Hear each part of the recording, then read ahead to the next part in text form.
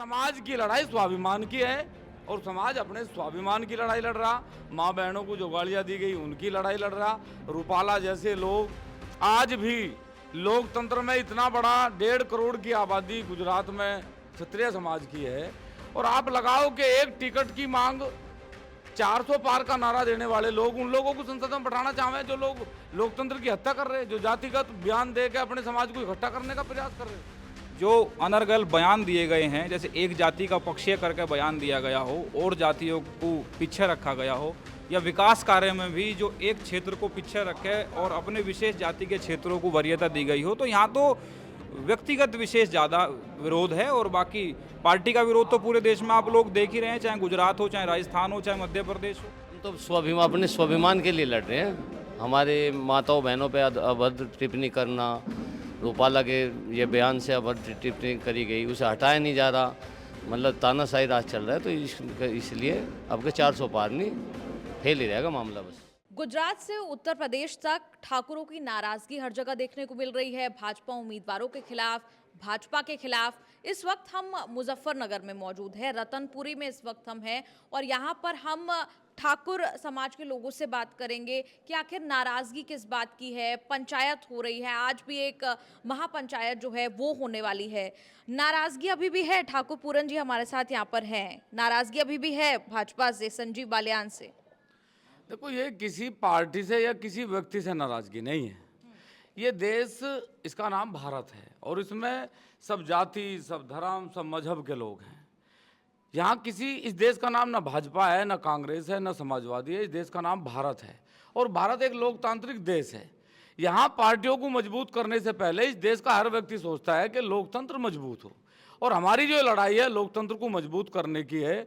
Bharatiya Janata party के जो सांसद जातिगत गालियां देके, इस देश की महिलाओं को गालियां देके, जातिगत गालियां देके जो माहौल बनाना चाह रहे हैं, उस माहौल का ये विरोध है कि इस देश में पार्टियां बड़ी नहीं है, नेता बड़े नहीं है। इस देश में समाज और लोकतंत्र बड़ा है।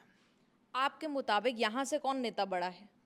यहाँ से पूरे देश में, मतलब ये तो हमने तो एक बात बताऊं मैं, जैसे इन्होंने वो अश्वमेध यज्ञ का घोड़ा छोड़ दिया, बोला भाई 400 पार। अब हमने भी लोग कुछ बन के वो घोड़ा पकड़ रखा, आपको देखेंगे कौन सा युद्ध होगा। बस युद्ध में पता नहीं कौन हारेगा कौन जीतेगा। अच्छा, वो तो कह रहे हैं उत्तर प्रदेश में भी 80 और एनडीए तो 400 पार देश में। हम ये कह रहे हैं कि इस बार बंटाधार। हम कब कह रहे 400 पार? हम तो कह रहे बंटाधार है इस बार, क्योंकि लोकतांत्रिक देश है। लोकतंत्र में अगर आप चुनाव से पहले आप सर्वों में या आप इस बात का घमंड कर रहे हैं कि 400 पार, आप ये कहो ना कि हमारे देश की जनता से अपील है कि वो हमें पूर्ण बहुमत की सरकार देवे, 400 सीटें देवे। लोकतंत्र है, लोकतंत्र में वो लोकतंत्र से मांगे, अपना अपना पोस्टर बना के गिरे कि 400 पार 400। अब जब 400 पार हैं तो फिर चुनाव क्यों लड़ रहे? नॉमिनेट करके लोकसभा में बैठा दो, बात खत्म होगी। ये जो नाराजगी है और खासतौर पर संगीत सोम, संजीव बालियान के बीचों बीच जो कुछ दिनों से चल रहा है, आपको लगता है कि नुकसान उसका जो है वो भाजपा को उठाना पड़ेगा? देखो, पहली बात तो संगीत सोम जी और संजीव बालियान जी वो दोनों भाजपा के नेता हैं और वो उनका पारिवारिक मसला है। वो आदरणीय मोदी जी को, अमित शाह को, राजनाथ सिंह को बैठकर निपटाना चाहिए। ये तो स्वाभिमान की लड़ाई है। राजपूत समाज जो लड़ाई लड़ रहा, सर्व समाज को साथ लेके, ये तो स्वाभिमान की लड़ाई है। स्वाभिमान के लिए लड़ रहा और लोकतंत्र को बचाने के लिए लड़ रहा कि लोकतंत्र में इस प्रकार के नारे 400 पार ये वो, ये सब बेकार की बात है। वो मांग है लोकतंत्र से कि हमारा निवेदन है भाई कि आप हमें 400 सीटें दें। ये कहना कि 400 पार, ये लोकतंत्र की हत्या करने के समान है। मतलब आपने सोच लिया चुनाव हरवाएंगे क्या?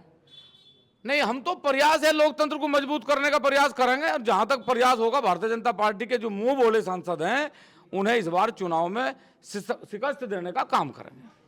आपको भी ऐसा ही लगता है? और भी हम लोगों से यहाँ पर बात करें, आपको भी ऐसा ही लगता है, सहमत है इनकी बात से?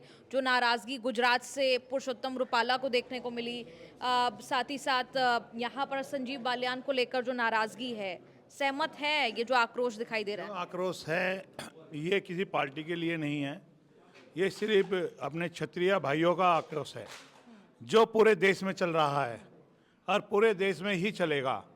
ये 400 पार वाला जो अध्यक्ष जी ने नारा उठाया है, ये लोकतंत्र का है, ये किसी एक आदमी का नहीं है।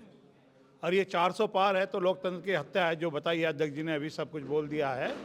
इसको देखा जाएगा। अभी मैदान है, अभी तो बहुत दिन पड़े हैं, पूरा देश पड़ा है, तब तक सभी को बताएगा। इसमें संजीव बालियान हो या संगीत सोम हो, उसे एक आदमी से किसी की तुलना नहीं की जा सकती।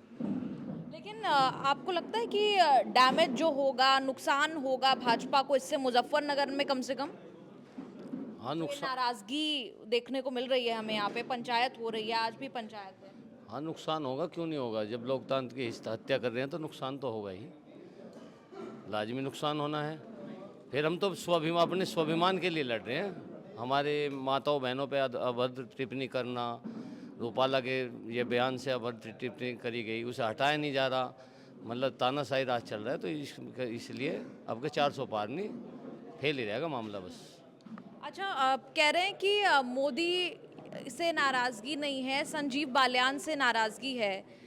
संजीव बालियान से ही नाराजगी अपने कैंडिडेट से ही है या जो देश में जो बड़ा चेहरा प्रधानमंत्री का उनसे भी है?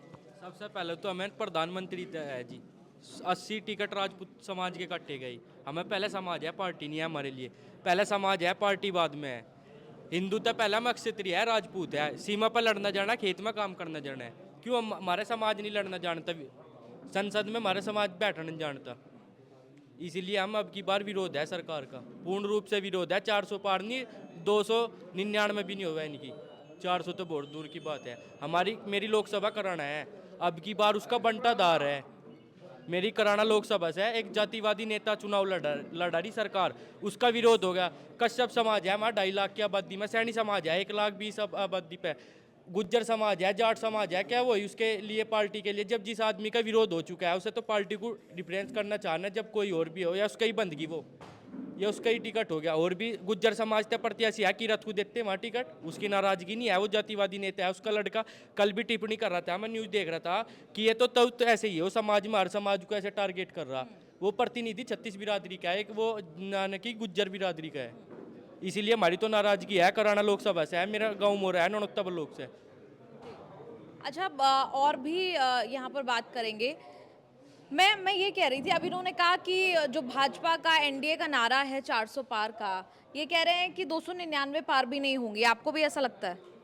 हमें तो इतना पता है कि पूरे उत्तर प्रदेश के अंदर 80 लोकसभा सीटों का में कह रहे हैं कि अब की बार हमारा आंकड़ा है आएंगी, लेकिन हम गारंटी दे रहे हैं कि जैसे क्षत्रिय समाज नाराज हो रहा, पक्की गारंटी है एक भी सीट भाजपा की नहीं निकलने की।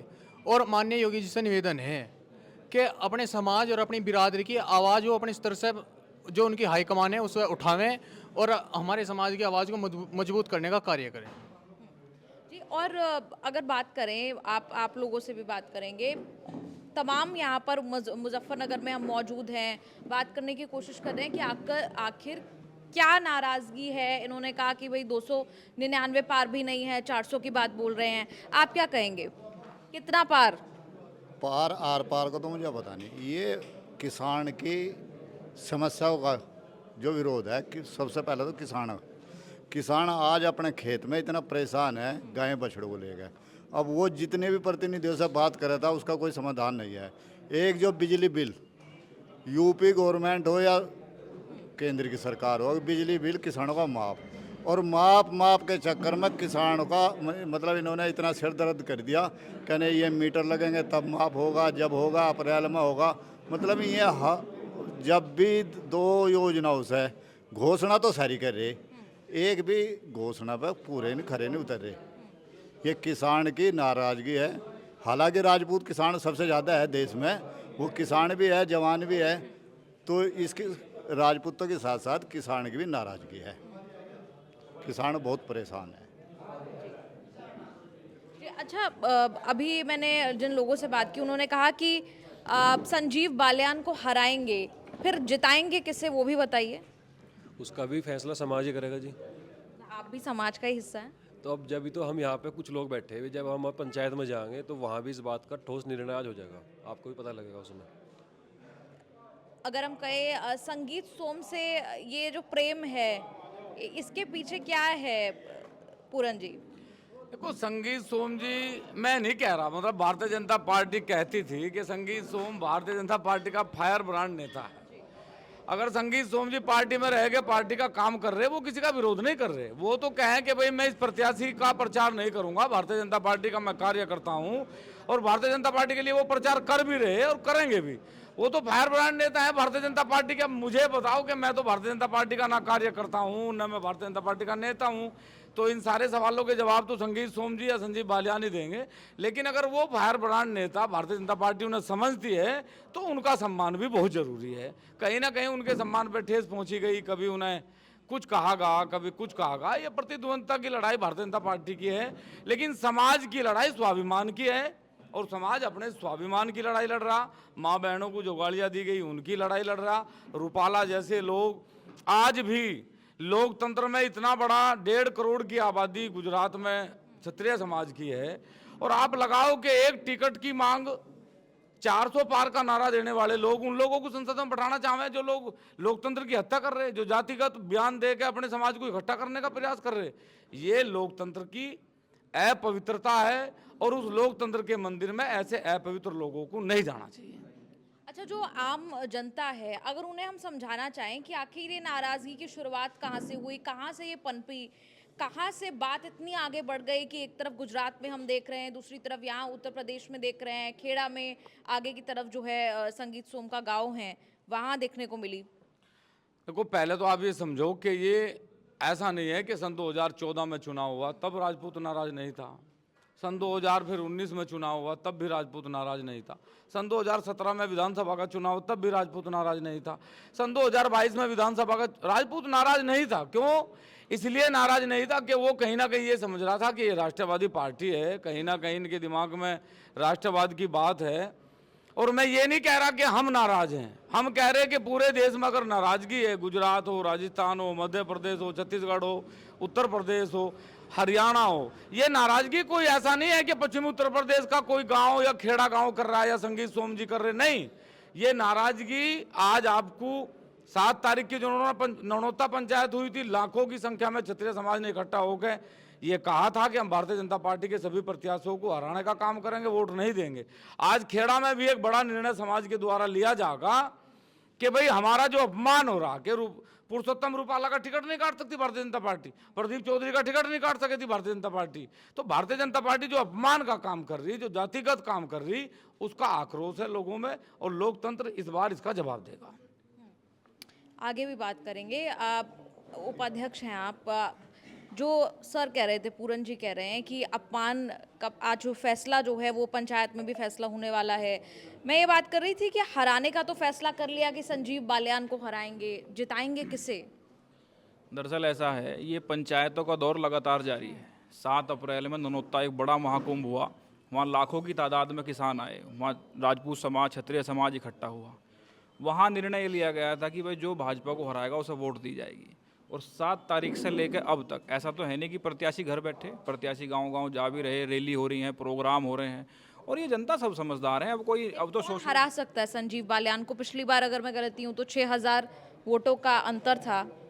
आपको क्या लगता है कौन हरा सकता है इस बार? अच्छा देखो, अगर मुझे पता लग जाए कौन हरा सके तो फिर तो बाकी तो कोई लड़े ही नहीं, फिर तो जो शुरू में पता लग जाए वो जीतेगा, तो फिर तो कोई लड़ने का ही नहीं। अगर जो मेरे कहने से ही कोई, तो फिर तो जो सुरजेवाला जी इस देश के सबसे बड़े भविष्यकर्ता हैं, वो जो भविष्यवाणी कर दें फिर तो वो फेल हो जाएंगे मेरे आगे। तो मैं इतनी बड़ी भविष्यवाणी तो कर नहीं सकता कि कौन जीत रहा, लेकिन हाँ कहीं ना कहीं ये अंदाजा है कि जो दूसरी यहाँ सपा और भाजपा 2 ही पार्टी मजबूत तरीके से चुनाव लड़ रही है उत्तर प्रदेश में। और लेकिन कह रहे हैं कि बसपा ने भी कुछ खेल बिगाड़ा हुआ है। नहीं, बस देखो, राजनीतिक पार्टी को कोई मतलब नहीं है कि कौन जीतता है कौन, उन्हें मतलब है कि मेरा प्रत्याशी जीते, दूसरा हारो या तीसरे पर हो या दूसरे पर हो, वो सब सोचे हैं कि मेरा प्रत्याशी जीते, और सब इसी समीकरण से टिकट वितरण कर रहे हैं, चाहे वो जौनपुर की बात हो, मुजफ्फरनगर की हो, मेरठ की हो। लेकिन यहाँ जो टक्कर है वो सपा भाजपा में दिखाई दे रही है। जी। और जैसा योगी आदित्यनाथ भी आए, लेकिन क्या उससे आप लोगों के, आपके समाज के लोगों के सेंटिमेंट में कोई फर्क नहीं पड़ता उससे? देखो ऐसा है, योगी जी सरधना भी आए, योगी जी देवबंद भी आए, योगी जी इधर पश्चिम उत्तर प्रदेश में लगा रखे।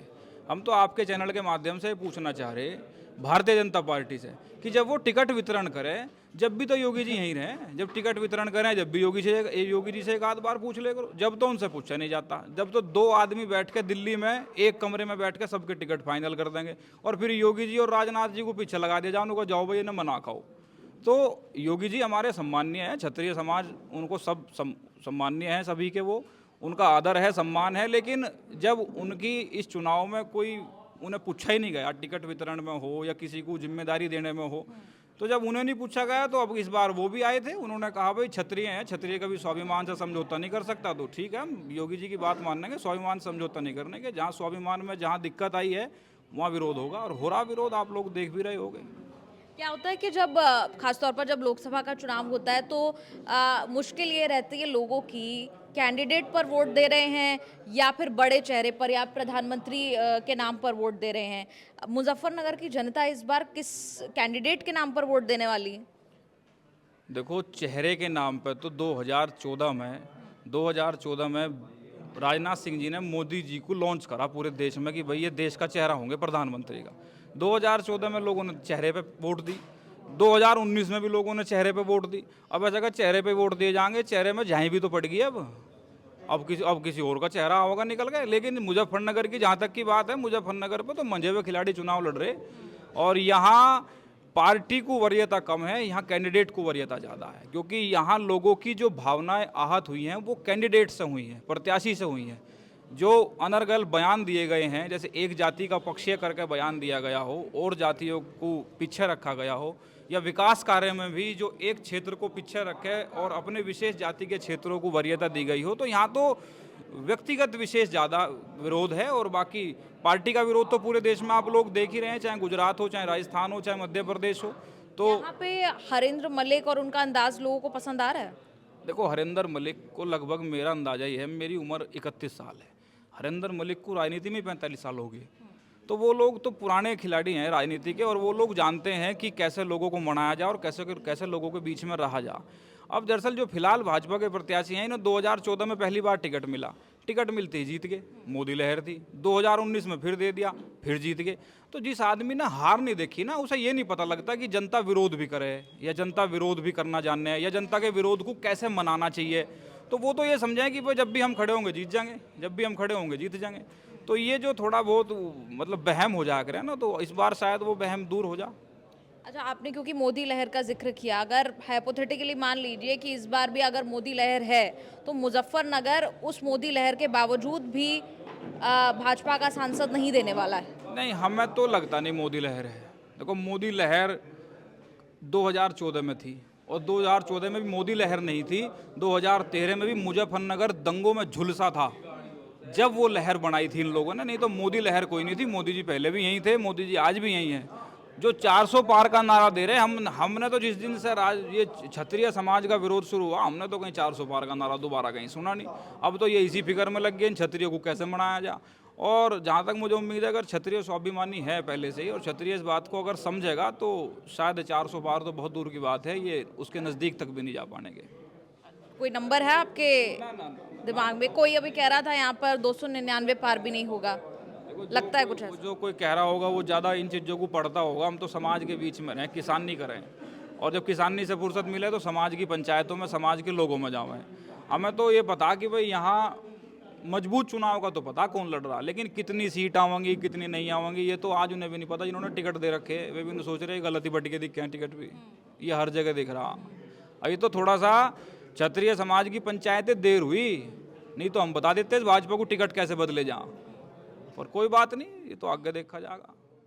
अच्छा ठाकुर साहब, अब कोई उम्मीद लगती है कि कोई मनाने की कोशिश अगर की भी गई भाजपा की तरफ से, संजीव बालियान की तरफ से, तो ये ठाकुर समाज जो है वो मानने वाला है? अब तो रघुकुल रीत सदा चली आई, प्राण जाए पर वचन न जाए। अब तो 7 तारीख में समाज ने संकल्प ले लिया और भगवान श्री राम की सौगंध के साथ इस बार इस चुनाव में सारा समाज इकट्ठा है, सारा समाज एक मत है, सारे समाज का एक सुझाव है कि जो भारतीय जनता पार्टी ने पिछले 2 साल में अपमान करने का काम करा, इस बार उसका बदला लिया जाएगा।